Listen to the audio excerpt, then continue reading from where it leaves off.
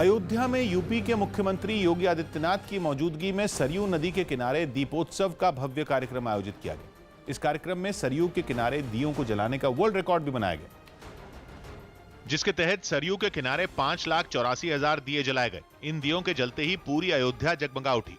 घाट के किनारे बने कई मंदिरों में एलईडी लाइट लगाई गईं, जिनसे सभी मंदिर रंग बिरंगी रोशनी में नहा गए।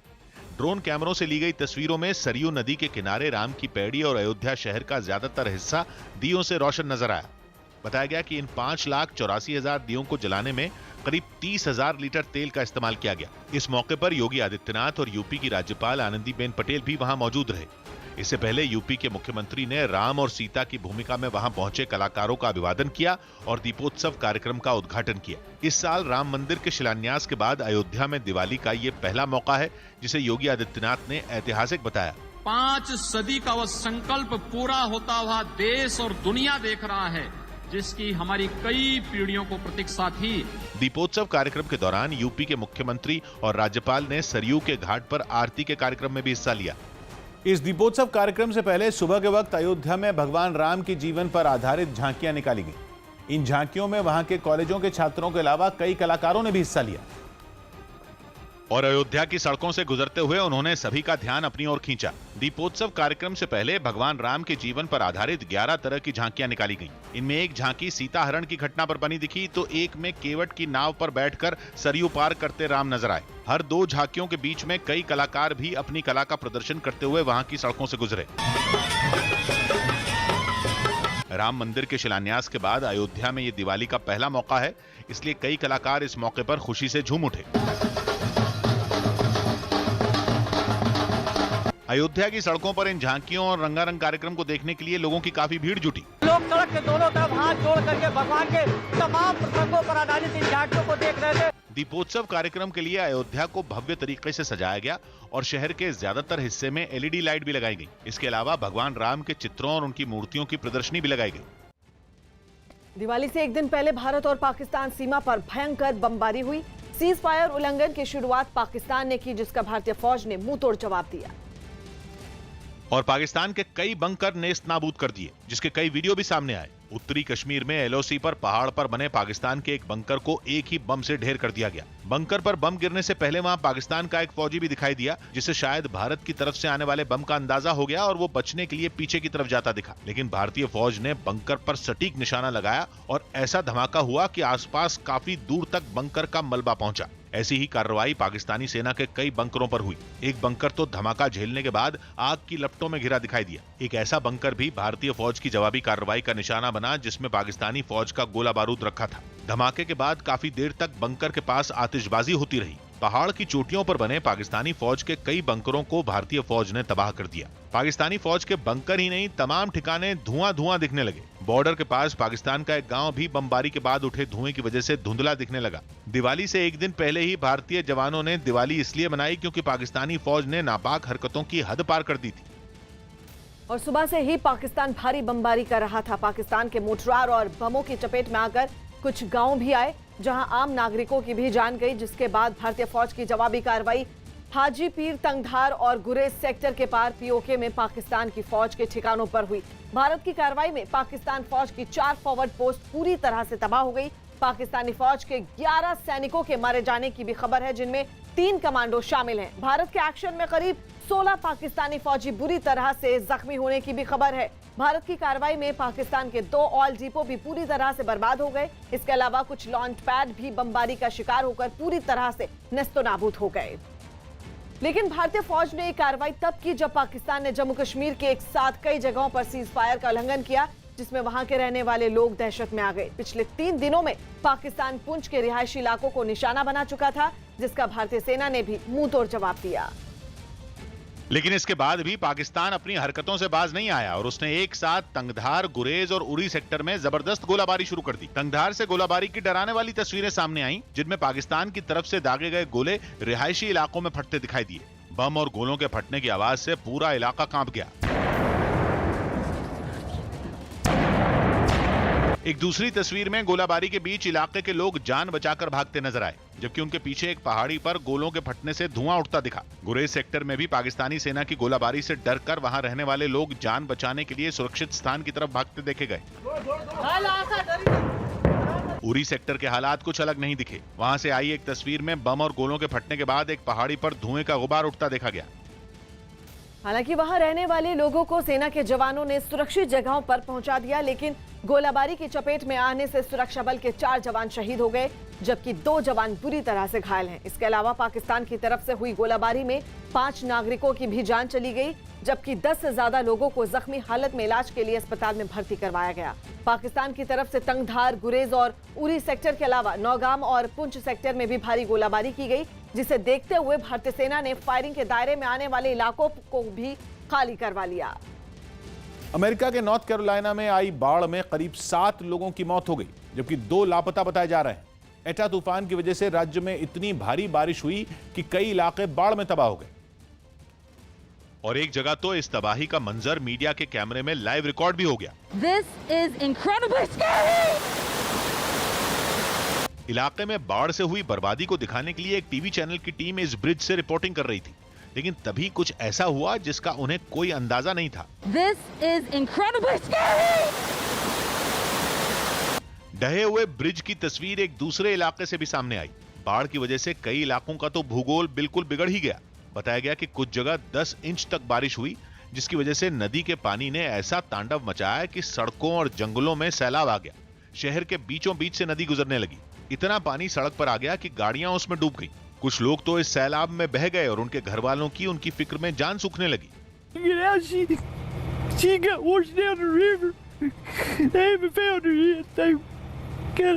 बताया गया कि बचाव दल ने राज्य में अलग अलग इलाकों से 150 से भी ज्यादा लोगों को बचाया और लापता लोगों की तलाश अब भी जारी है। मध्य प्रदेश के इंदौर में रुई के गोदाम में अचानक आग लग गई। ये आग कैसे लगी इसका पता तो नहीं चल पाया, लेकिन कुछ ही देर में इस आग ने पूरे गोदाम को अपनी चपेट में ले लिया। और जब तक दमकल के कर्मचारी वहां पहुंचते, पूरा गोदाम जलकर राख हो गया। गोदाम से निकलने वाला काला धुआं पूरे इलाके में फैल गया। लोगों का सांस लेना मुश्किल हो गया। आग लगने की जानकारी मिलते ही वहां भीड़ इकट्ठा हो गई। हालांकि दमकल कर्मियों ने कुछ देर की कोशिश के बाद आग को बुझा दिया। और फायर ब्रिगेड 3 गाड़ी लगी है और नगर निगम में 8 टैंकर लगे पानी, आग कंट्रोल हो गई।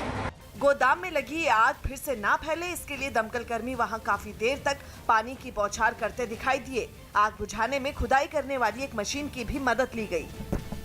अभिनेता अर्जुन रामपाल ड्रग्स केस में पूछताछ में शामिल होने के लिए एनसीबी दफ्तर पहुंचे। अर्जुन रामपाल के घर हुई छापेमारी के बाद एनसीबी ने पूछताछ के लिए अर्जुन रामपाल को समन्स जारी किए थे, जिसके बाद सुबह करीब 10 बजे अर्जुन रामपाल के घर से निकलने की तस्वीरें सामने आईं। सुरक्षा कर्मियों से घिरे अर्जुन रामपाल अपनी काली रेंज रोवर कार में सवार होकर निकले, लेकिन मीडिया से कुछ नहीं बोले। करीब 11:15 बजे अर्जुन रामपाल एनसीबी के दफ्तर पहुंच गए। यहां भी अर्जुन रामपाल कार से उतरकर सुरक्षा कर्मियों के घेरे में सीधा एनसीबी दफ्तर के अंदर चले गए, लेकिन मीडिया के सवालों पर खामोश रहे। अर्जुन रामपाल ने इस पूरे मामले में कोई भी बात नहीं की है और सीधे एनसीबी के दफ्तर में दाखिल हुए हैं। अर्जुन रामपाल की लिव इन पार्टनर से भी अब तक 2 बार लंबी पूछताछ हो चुकी है, जबकि अर्जुन रामपाल के एनसीबी दफ्तर पहुंचने से पहले ही उनके एक विदेशी दोस्त को भी गिरफ्तार कर लिया गया। ऑस्ट्रेलियाई मूल के पॉल बाटल पेशे से एक आर्किटेक्ट हैं और अर्जुन रामपाल के करीबी हैं। 9 घंटे तक चली पूछताछ के बाद एनसीबी ने पॉल को गिरफ्तार कर लिया। करीब 7 घंटे चली पूछताछ के बाद जब अर्जुन रामपाल एनसीबी दफ्तर से बाहर निकले तो उन्होंने एनसीबी के अफसरों की खूब तारीफ की। अर्जुन रामपाल के मुताबिक उनके घर से बरामद हुई प्रतिबंधित दवाएं डॉक्टर की सलाह पर ली गई थीं, जिससे जुड़ी डॉक्टर की पर्ची उन्होंने एनसीबी के अधिकारियों को दिखा दी। उन्होंने साफ कहा कि ड्रग से उनका कोई लेना देना नहीं। लोग जो कनेक्टेड है मुझसे, उसके जरिए उनको पूछताछ करनी थी। आई थिंक ये जो पूरी टीम है एनसीबी की कमाल की टीम है, उन्होंने उनके पूरे इन्वेस्टिगेशन से मैं बिल्कुल सहमत हूँ। उत्तराखंड के पिथौरागढ़ में भारत नेपाल सीमा पर स्थित झूला पुल को कुछ देर के लिए खोले जाने के खिलाफ कारोबारियों ने प्रदर्शन किया। भारत और नेपाल के बीच बनी सहमति के बाद इस पुल को कुछ देर के लिए खोलने का फैसला लिया गया था, लेकिन पिथौरागढ़ के कुछ व्यापारियों ने इस फैसले का विरोध और सड़क पर बैठकर प्रदर्शन शुरू कर दिया। प्रदर्शन की जानकारी मिलते ही सुरक्षा कर्मी भी वहां पहुंच गए, लेकिन प्रदर्शनकारी वहां से हटने को तैयार नहीं हुए। जो समय समय पुल खुलता है उसका घोर विरोध करते हैं, हम खोलने नहीं देंगे आज से। इस बीच नेपाल से भारत आने वाले कुछ लोगों की भीड़ वहां इकट्ठा हो गई, लेकिन कारोबारियों के प्रदर्शन की वजह से उन्हें वापस लौटना पड़ा। व्यापारियों के विरोध के कारण खुला पुल नहीं खोला गया। नेपाल की सरकार ने इस पुल को पहले 15 नवंबर से खोलने का फैसला किया था, लेकिन अब वहां की सरकार ने इस पुल को खोलने का फैसला 1 महीने आगे बढ़ा दिया, जिससे व्यापारियों का गुस्सा भड़क गया और उन्होंने प्रदर्शन शुरू कर दिया। दिवाली से पहले आतंकी हमले के अलर्ट के बाद दिल्ली से अयोध्या तक सुरक्षा कड़ी कर दी गई। एक दिन पहले खुफिया एजेंसियों को जानकारी मिली थी कि त्योहार के मौके पर आतंकवादी दिल्ली, लखनऊ और अंबाला को दहलाने की फिराक में।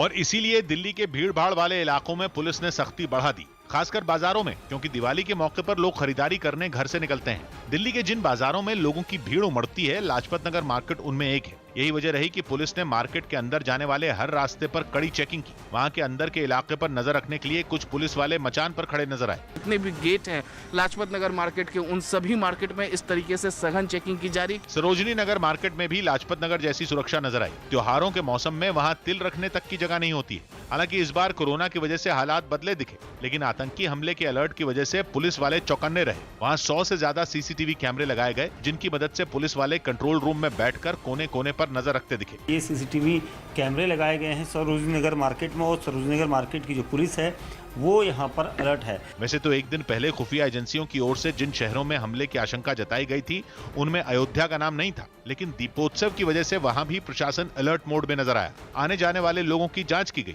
वहीं राम की पैड़ी इलाके में आम जनता के जाने पर बैन लगा दिया गया। अयोध्या में सुरक्षा के पुख्ता इंतजाम कर दिए गए। राम की पैड़ी को जाने वाले रास्ते को पूरी तरह से ब्लॉक कर दिया गया है। अयोध्या शहर में आने के लिए 13 एंट्री पॉइंट हैं, जहां पर बैरिकेडिंग की गई। साथ ही आतंकी हमले के अलर्ट की वजह से वहां एटीएस भी तैनात की गई।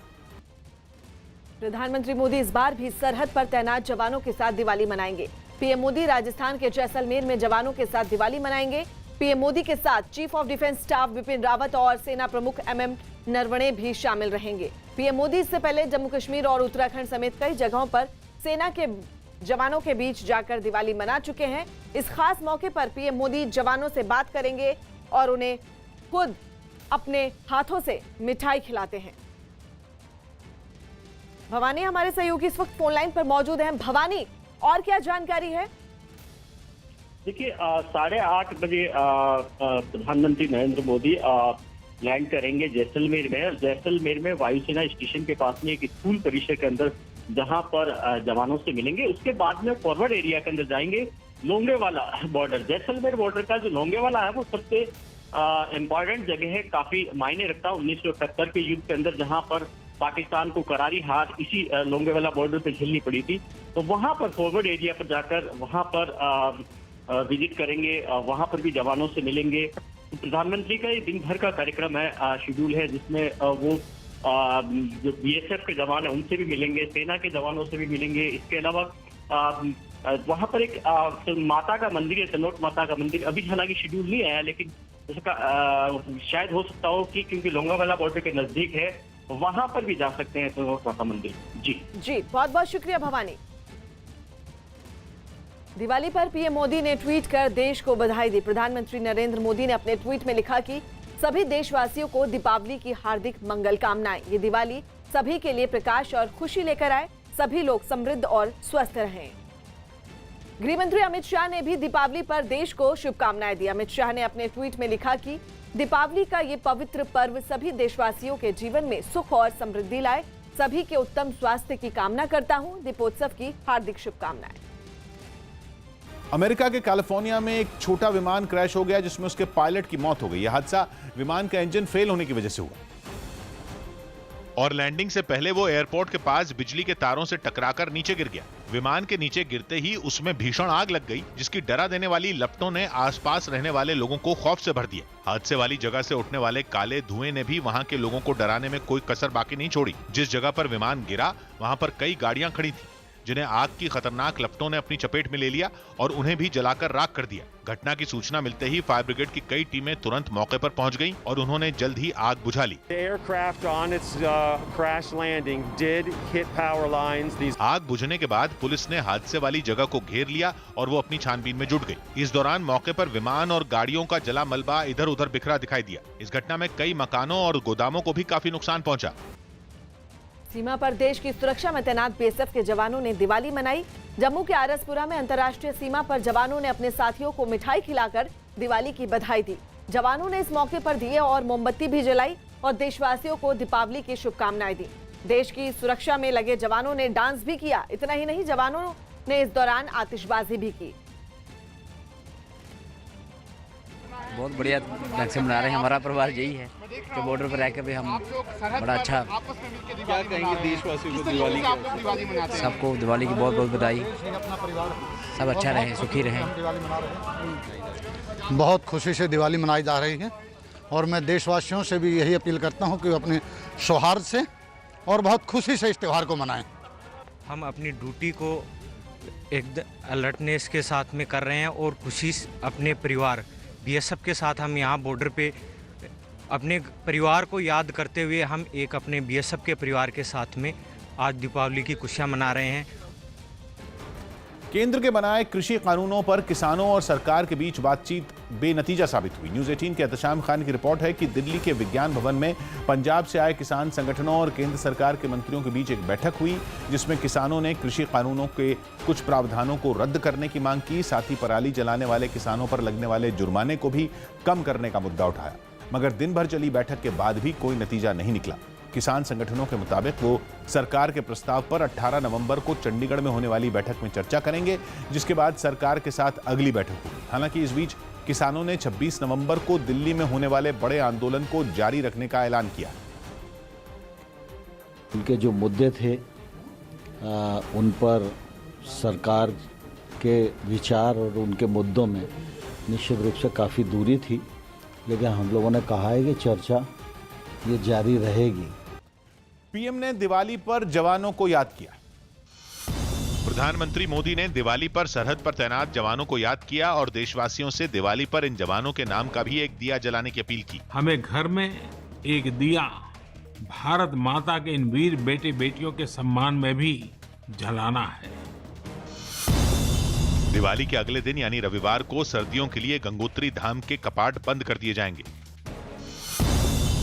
दिल्ली के इंद्रप्रस्थ पार्क इलाके में कुछ बदमाशों ने कारोबारी परिवार से लूटपाट की। बताया गया कि ये परिवार कार से रोहिणी जा रहा था।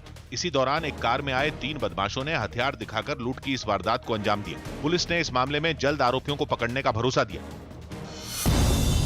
अमिताभ बच्चन ने सोशल मीडिया पर सभी को दिवाली की बधाई दी और जया बच्चन के साथ एक पुरानी तस्वीर भी शेयर की। इसमें वो जया के साथ फुलझड़ी जलाते नजर आए। अपनी सेना का हौसला बढ़ाने के लिए चीन ने गीदड़ भभकी वाला एक नया वीडियो जारी किया है। ये वीडियो चीन की सेना की 71वीं सालगिरह के मौके पर जारी किया गया, जिसमें दुश्मन के इलाके में घुसकर हमला करने की ताकत दिखाई गई। वीडियो में चीन के सैनिक विमानों से छलांग लगाते नजर आए। ये सैनिक पैराशूट के जरिए जमीन पर उतरे और अपनी पोजीशन संभाल ली। इस दौरान विमानों से भारी हथियार और बख्तरबंद गाड़ियां भी गिराई गई। नीचे उतरते ही इनका इस्तेमाल शुरू हो गया। टैंक और बख्तरबंद गाड़ियों से लैस जवान गोलाबारी करते हुए आगे बढ़ने लगे। अभ्यास में लड़ाकू हेलीकॉप्टर भी शामिल किए गए, जो दुश्मन के ठिकानों पर गोलियां और मिसाइलें दागते नजर आए। आसमान में कई ड्रोन भी उड़ते दिखाई दिए। इन ड्रोन के जरिए भी हमले का अभ्यास किया गया। यूपी के इटावा से एक चौंका देने वाली घटना सामने आई है, जहां जमीन विवाद में 2 गुटों के बीच हिंसक टकराव ने इलाके के लोगों को दहशत से भर दिया। बताया गया कि रास्ते को लेकर यह विवाद इतना बढ़ गया कि दोनों गुटों के लोग मारपीट पर उतर आए और एक दूसरे पर पत्थरों से हमला शुरू कर दिया। हमले के दौरान पुलिस भी वहां मौजूद रही, लेकिन इसका लोगों पर कोई असर नहीं हुआ। सामने आए एक वीडियो में भीड़ में शामिल लोग एक दूसरे पर पत्थर बरसाते हुए नजर आए। कुछ लोग मकान की छतों पर खड़े होकर पत्थर फेंकते दिखे, जबकि नीचे खड़े लोग उनका जवाब दे रहे थे। हमले के दौरान पत्थर लगने से घायल हुई एक महिला सड़क पर गिरी हुई दिखाई दी। हम लोग रास्ता मांग रहे हैं, 4 वर्ष पुरानी रास्ता है ये, और ये देना नहीं चाहता हमको। वहां मौजूद पुलिस वाले लोगों से बार-बार शांति बनाए रखने की अपील करते रहे। इसके बावजूद लोगों का एक दूसरे पर पत्थर बरसाना जारी रहा। मामला बिगड़ता देख कुछ और पुलिस वालों को वहां बुला लिया गया। काफी कोशिश के बाद पुलिस ने लोगों को शांत करवाया। जिन लोगों ने इसमें प्रयास किया है शांति व्यवस्था भंग करने के लिए, उसके खिलाफ कार्रवाई हो रही है। इस हमले में कई लोग बुरी तरह से घायल हो गए, जिन्हें अस्पताल भिजवा दिया गया। नवी मुंबई में राज ठाकरे की पार्टी एमएनएस के कार्यकर्ताओं ने पार्टी का पोस्टर लगाने पर रेस्टोरेंट मालिक की जमकर पिटाई कर दी। मारपीट का एक वीडियो भी सामने आया, जिसमें एमएनएस के कुछ कार्यकर्ता रेस्टोरेंट मालिक के चेहरे पर ताबड़तोड़ थप्पड़ों की बरसात करते दिखे। इस दौरान वहां कई लोग मौजूद दिखे, लेकिन किसी ने भी बीच बचाव की कोशिश नहीं की। ये हमारे शान है। इस घटना से पहले एमएनएस के कार्यकर्ता रेस्टोरेंट के अंदर दाखिल होते दिखाई दिए। कुछ देर में सभी लोग रेस्टोरेंट मालिक को साथ लेकर उस जगह पर पहुंच गए जहां पर एमएनएस का पोस्टर चिपका था। इसके बाद उन्होंने उससे पूछताछ शुरू कर दी। क्या है मालूम होता तो नहीं लगाता। इतना ही नहीं, मारपीट के बाद एमएनएस कार्यकर्ताओं ने रेस्टोरेंट मालिक से उठक बैठक भी करवाई। पाकिस्तान में भारतीय उच्चायोग में धूमधाम से दिवाली मनाई गई। इस कार्यक्रम का आयोजन भारतीय उच्चायोग की ओर से किया गया, जिसमें कई बड़े अधिकारी और कर्मचारी शामिल हुए। उनके साथ उनके परिवार वाले भी इस कार्यक्रम का हिस्सा बने। इस मौके पर भारतीय उच्चायोग को खास तरह से सजाया गया था। सभी लोग कार्यक्रम का जमकर लुत्फ उठाते हुए दिखाई दिए और उन्होंने वहां खूब डांस भी किया।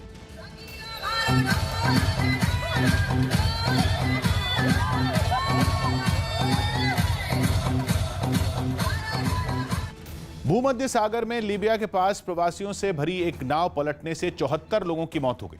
बताया गया कि रबर की नाव में करीब 120 लोग सवार थे जो लीबिया से यूरोप जा रहे थे।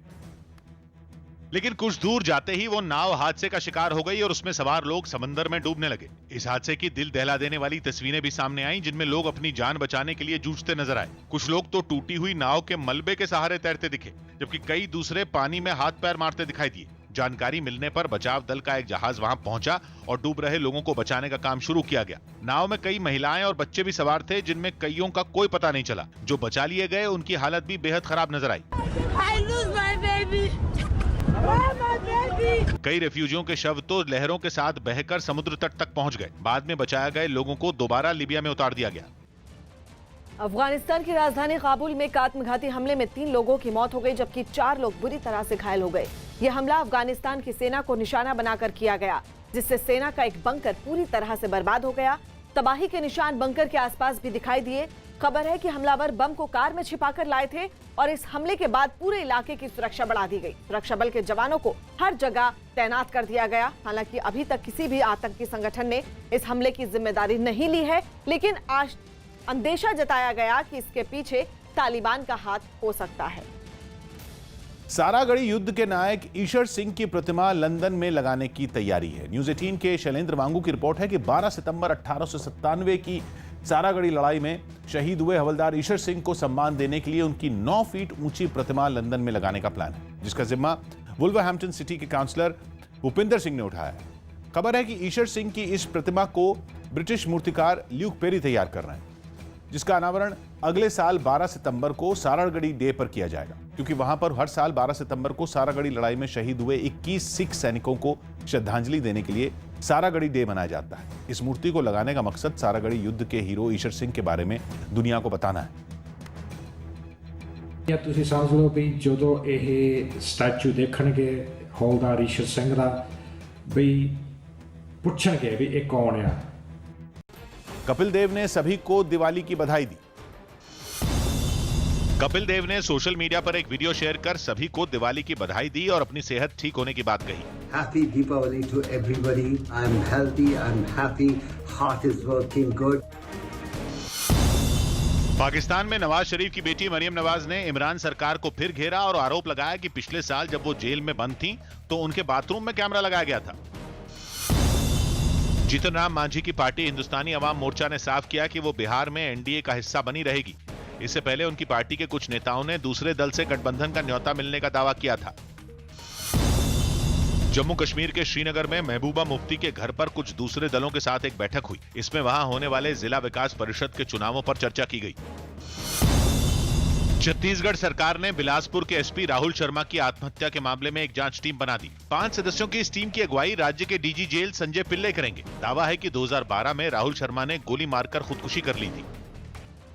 गुजरात के सूरत में एक मिठाई की दुकान पर दिवाली के मौके पर बनी सोने की मिठाई ने सबका ध्यान खींचा। इस मिठाई की कीमत 21,000 से 31,000 रुपए तक रखी गई और इसे सोने के हार के अलग अलग डिजाइन में बनाया गया। दुकान के डिस्प्ले पर रखी सोने की इस मिठाई को बनाने के लिए 2.5 से 5 ग्राम सोने का इस्तेमाल भी किया गया है और इसके साथ ही इसमें स्टोन भी लगाए गए हैं, जिसकी वजह से सोने के हार वाली इस मिठाई ने ग्राहकों का ध्यान अपनी ओर खींचा, क्योंकि ये देखने में सुंदर होने के साथ ही खाने में स्वादिष्ट है। जिस दुकान पर ये मिठाई बिक रही है उसके मालिक के मुताबिक उन्होंने दिवाली के मौके पर ये अनोखी मिठाई लोगों की डिमांड पर बनाई। लास्ट ईयर लोग आए, वो हम गणपति पे हार बनाते हैं, तो उन लोगों ने डिमांड करी कि आप खाने वाला हार क्यों नहीं बनाते, चॉकलेट्स का क्यों बनाते। तो इस बार हमने ऐसा सोचा कि क्यों ना गोल्ड और मिठाई को मिक्स करके हार बनाया जाए। मेक्सिको की राजधानी मेक्सिको सिटी में 7 महीने बाद कुश्ती फिर शुरू हो गई, लेकिन कोरोना काल के बदले माहौल में कुश्ती कराने का तरीका भी बदल गया। वहां महामारी के खतरे को देखते हुए ड्राइव इन कुश्ती का आयोजन किया गया। इसलिए सामने आई तस्वीरों में बंद स्टेडियम में होने वाली कुश्ती की रिंग एक खुले मैदान में लगी नजर आई और सामने कई गाड़ियां खड़ी दिखी। ड्राइव इन कार्यक्रम में शामिल होने के लिए दर्शकों को कार से उतरने की जरूरत नहीं होती। ऐसे में ड्राइव इन कुश्ती देखने पहुंचे लोग अपनी कारों में बैठकर फाइट का मजा लेते नजर आए। आयोजन का तरीका बेशक बदल गया, लेकिन उसकी रौनक बिल्कुल फीकी नहीं पड़ी। रिंग में उतरने से पहले पहलवान दर्शकों से मिले और दर्शकों ने भी कार का हॉर्न बजाकर अपने मनपसंद पहलवान की हौसला अफजाई की। बड़े तो बड़े, बच्चों तक पर कुश्ती का खुमार साफ साफ नजर आया। जैसे जैसे कुश्ती की गर्मागर्मी बढ़ने लगी, लोग भी जोश से भरने लगे। कोई कार की खिड़कियों पर आ गया तो कुछ उसकी छतों पर बैठ गए।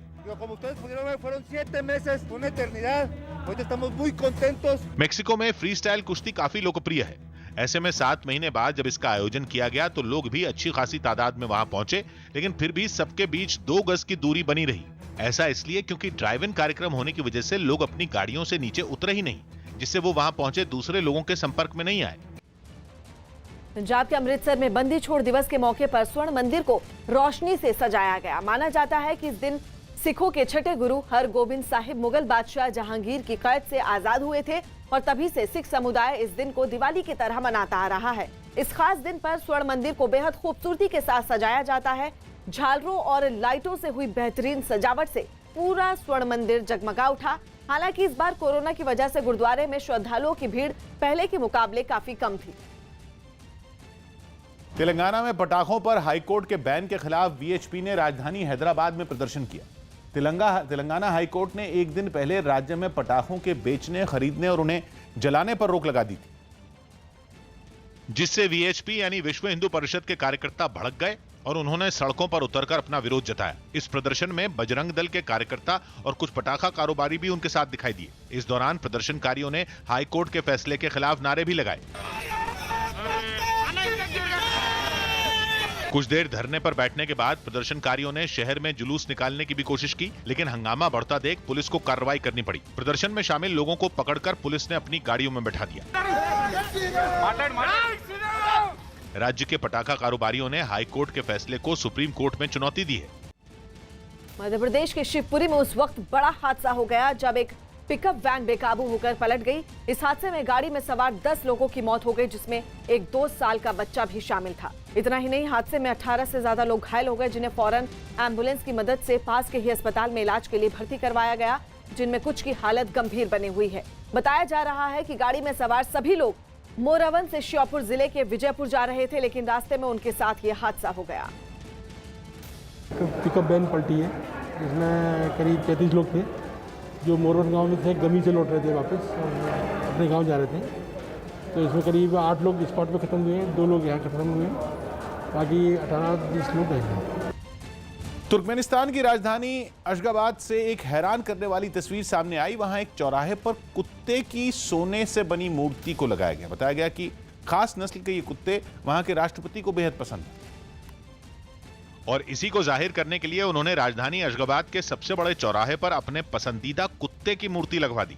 20 फीट ऊंची ये मूर्ति कांसे की बनी है, जिस पर सोने की परत चढ़ी है। वहां के राष्ट्रपति ने एक बड़े समारोह के बीच इस मूर्ति का अनावरण किया। 30 फीट ऊंचे जिस प्लेटफॉर्म पर यह मूर्ति रखी गई, उसमें लगी स्क्रीन में भी इसी नस्ल के कुत्तों की तस्वीरें दिखाई गई। इस दौरान वहां कई सांस्कृतिक कार्यक्रम भी किए गए।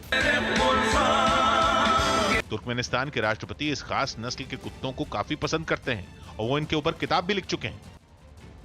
अमेरिका के नॉर्थ कैरोलिना से बाढ़ की डरा देने वाली तस्वीर सामने आई है, जिसमें पानी के तेज लहरों में एक पुल समाता हुआ दिखाई दिया। वहां पिछले कुछ दिनों से रुक रुक कर तेज बारिश हो रही है, जिसकी वजह से वहां की कई नदियां उफान पर आ गई हैं और ऐसी ही एक नदी पर बना पुल बीच से टूटकर पानी में बह गया। हादसे के वक्त वहां एक आदमी खड़ा नजर आया, जो पुल के टूटते ही वहां से अपनी जान बचाकर भागता हुआ दिखाई दिया।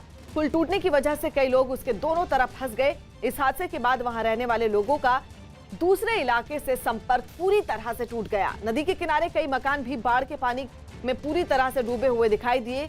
कुदरत के इस कहर की वजह से वहां के लोगों के सामने अब खाने पीने का संकट पैदा हो गया है। भारत ने जमीन से हवा में मार करने वाली मिसाइल का सफल परीक्षण करने में एक बार फिर कामयाबी हासिल कर। न्यूज 18 के संदीप बोल की रिपोर्ट है कि ओडिशा के बालेश्वर से दोपहर करीब 4 बजे इस मिसाइल का परीक्षण किया गया, जिसने हवा में अपने टारगेट पर सटीक निशाना लगाया। ये QRSM यानी quick reaction surface to air missile है, जो बहुत तेजी से जमीन से हवा में अपने टारगेट पर निशाना लगा सकती है। परीक्षण के दौरान मिसाइल के टारगेट को रडार के जरिए ट्रैक किया गया और जैसे ही वो रडार की पकड़ में आया तो मिसाइल ने उसे गिरा दिया। अमेरिका के पूर्व राष्ट्रपति बराक ओबामा की किताब में राहुल गांधी के जिक्र पर घमासान हो गया। बराक ओबामा की किताब में राहुल गांधी के जिक्र पर सियासी बयानबाजी शुरू हो गई। बीजेपी को बैठे बिठाए राहुल पर हमले का मौका मिल गया। हम सब जानते हैं कि राहुल गांधी अपरिपक्व हैं। कांग्रेस ने सफाई दी कि ओबामा के शब्दों के गलत मायने निकाले जा रहे हैं। राहुल गांधी नफरत का मुकाबला नफरत से कभी करते ही नहीं, और इसी बात को शायद ओबामा ने अपने अल्फाज में कहा। बिहार चुनाव में जीत दर्ज करने वाले एनडीए के विधायकों की रविवार को एक बैठक होगी। इसमें एनडीए में शामिल चारों दलों के विधायक हिस्सा लेंगे। 15 तारीख को हम लोग संयुक्त बैठक करेंगे विधायक मंडल दल की। आयुर्वेद दिवस पर प्रधानमंत्री मोदी ने 2 आयुर्वेद संस्थान देश को समर्पित किए। पीएम ने गुजरात के जामनगर और राजस्थान के जयपुर में बने इन आयुर्वेदिक संस्थानों का उद्घाटन किया। इस मौके पर प्रधानमंत्री ने आयुर्वेद को भारत की परंपरा बताया और कोरोना काल में इससे देश को फायदा मिलने की बात कही। कोरोना काल में पूरी दुनिया में आयुर्वेदिक प्रोडक्ट्स की मांग तेजी से बढ़ी है। दिल्ली के पास नोएडा में पुलिस ने एक फर्जी कॉल सेंटर का पर्दाफाश किया और 2 आरोपियों को पकड़ लिया। पकड़े गए इन आरोपियों पर लोन देने के नाम पर ठगी करने का आरोप है। नौकरी दिलाने के नाम पे ये लोग लोगों से ठगी करते थे। 2 व्यक्तियों को अरेस्ट किया है। बांग्लादेश क्रिकेट टीम के पूर्व कप्तान और मौजूदा चयनकर्ता हबीबुल बशर कोरोना पॉजिटिव पाए गए, जिसके बाद उन्होंने खुद को घर में क्वारंटीन कर लिया।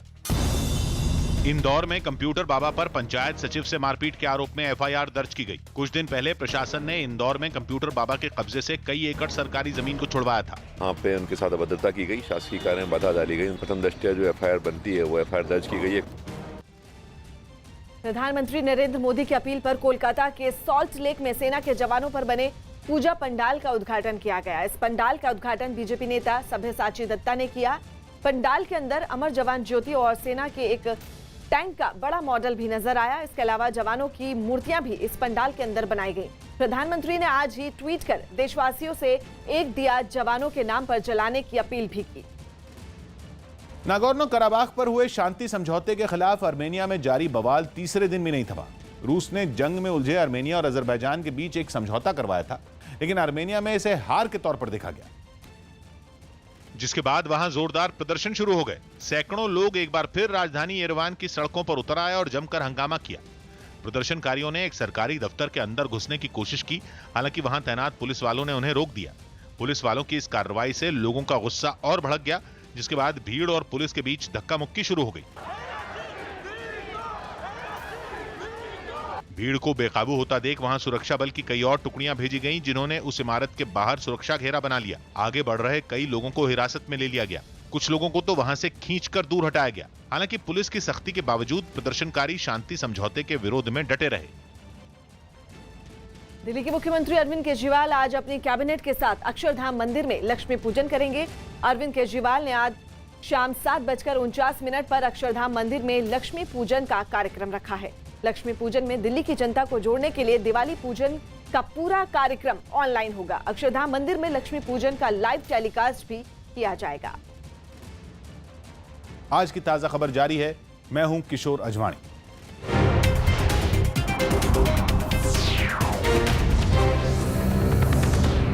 देखिए डीडी फ्री डिश